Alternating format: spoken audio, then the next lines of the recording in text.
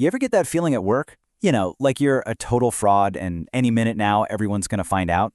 Yeah, that's what we call imposter syndrome. But what if I told you that while some people are genuinely crushed by that feeling, others are just acting? That some are using the language of self-doubt not as a cry for help, but as a weapon. So that's the big question we're digging into today. Is that imposter, a sincere struggler, or are they a pretty slick manipulator? Or about to unmask a hidden workplace behavior? And trust me, you might start looking at your office a little differently after this. All right, so first things first. Before we can spot the fakes, we've got to understand the real deal. Let's talk about the genuine psychological struggle that so many people are quietly going through. Now, researchers call it the imposter phenomenon, and this definition is really important. It's not some kind of clinical disorder, but a persistent psychological pattern. It all happens on the inside. It's this deep, secret conviction that you're just not good enough, even when all the evidence, promotions, praise, you name it, is screaming that you are. So what does that actually feel like? Well, it's a heavy, heavy weight to carry. We're talking constant anxiety, a fast track to burnout. It's that nagging voice in your head whispering, "You're a phony." And when you do succeed, you can't even enjoy it. You just brush it off as, "Oh, I just got lucky."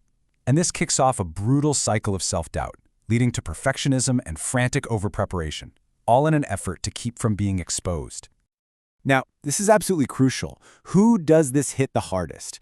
Research consistently shows it disproportionately impacts women, ethnic minorities, and people in high-pressure fields like healthcare and academia. And look, that is no coincidence. It's a huge clue that systemic issues and environments that make people feel like an outsider are basically the perfect breeding ground for these feelings of fraudulence to grow. And that brings us to the other side of the coin. Now that we understand the genuine sufferer, let's pull back the curtain on their manipulative counterpart. Because for them, this isn't a struggle, it's a strategy. Welcome to the world of strategic imposterism. Unlike the real thing, this is a conscious, deliberate choice. It is a performance. These people adopt the language of self-doubt to control how you see them, to get out of work, to dodge accountability, and ultimately, to gain power. They are not anxious, they are calculating. And what's the fuel for this whole strategy? Researchers have a perfect name for it: drivel. You can just think of it as organizational BS. It's all that communication that sounds kind of important but has absolutely no concern for facts. Corporate speak that's all buzzwords and no substance. It's designed to distract and confuse, and it lets the strategist get exactly what they want. So what does this drivel look like in the wild? Oh, you have definitely seen these tactics before. It's the classic humble brag. Ugh, I can't believe they gave me this huge project, I'm so swamped and have no idea what I'm doing. Or the backhanded compliment. You did such a fantastic job on that report, I'm honestly so surprised. They use jargon to sound smart while saying nothing, and they'll pretend they can't do a task so someone else has to pick it up. It's all just one big performance. Okay, let's put them side by side. This is where the two faces of the imposter become crystal clear. This right here is the heart of our explainer. Let's just break it down. Motivation? The sufferer is driven by fear, the fear of being exposed. The strategist is driven by the pursuit of power. Internally, the sufferer is a wreck, anxious, stressed, full of doubt. The strategist, cool as a cucumber. No stress, just calculation. And their behaviors are polar opposites. One overprepares to prove their worth, the other manipulates to avoid having to. And the goal says it all. One just wants to be competent, while the other wants to control how they're perceived. So, if you remember one thing, let it be this. The genuine sufferer lives in constant, gut-wrenching fear that they are a fraud. The strategist, on the other hand, simply performs being a fraud to get what they want. One is a prison of the mind, the other is a tool in their belt, a world of difference. So why does this matter so much? Why is this distinction so critical? Because when we fail to see the difference, the consequences for our workplaces, for trust, for culture, for fairness are huge.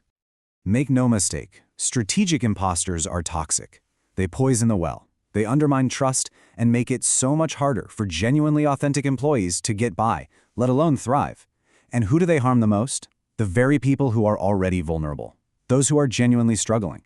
The strategist's fake humility makes the sufferer's real self-doubt look like a weakness to be exploited. And this isn't just theory. Look at the data. When a staggering 75% of women of color report experiencing racism at work, it creates an environment of marginality. And that kind of environment is the perfect playground for a strategic imposter to thrive by manipulating systems that are already deeply unfair. It's the same story when we look at things like the gender pay gap. When these disadvantages are baked right into the system, it holds back genuine talent. And who slithers through the cracks to get ahead? The manipulators. The ones who are good at playing the game, not necessarily doing the work. This is why telling them apart isn't just an interesting psychological exercise, it's a matter of equity. So what can we do? We can fight back. The goal here is to build a culture where strategic imposters simply cannot survive, and where genuine people can finally thrive.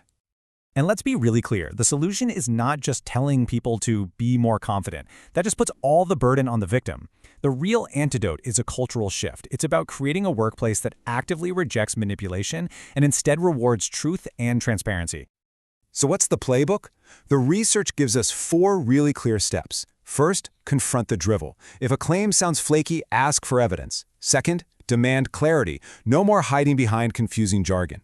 Third, encourage critical thinking. Make it safe for people to ask why. And fourth, increase real collaboration. It is so much harder for manipulators to hide when they have to work transparently with a team.